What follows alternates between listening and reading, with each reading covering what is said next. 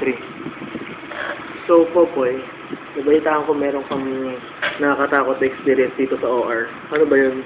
Yes, well actually, start yun mga November, alam mo naman, ng mga patay, diba? Very clear yun sa akin sa memory ko kasi mag-sila ako sa OR. Tapos, actually, ganitong oras yun yung mga 1:30. Then, nagagawa ako dito.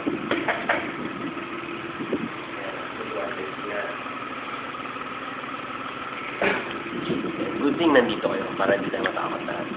Kasi, madilim yun. Nag-break yung mga kasama ko. Then, yun sa may OR. There. Yun mo.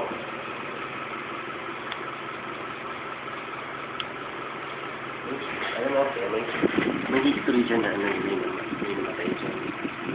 So, yun nga, November. I was doing something here. Endorsement lab.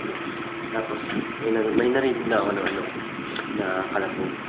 So, hindi ko na pinansin.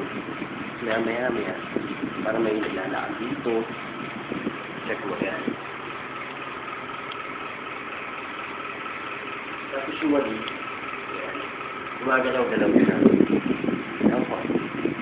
Parang weird feeling talaga. Sama mo.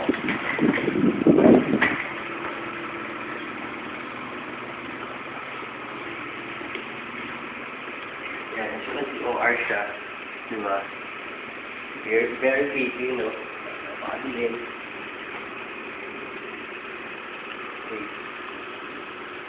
Lamig sa loob. Hindi ginawa ko.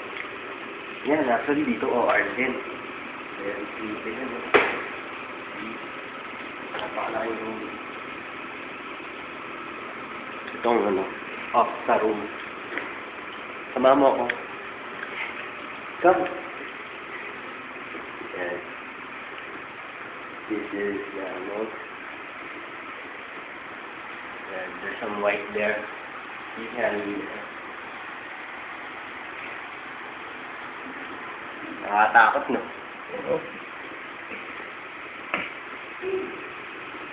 Ano na kayo? Aray!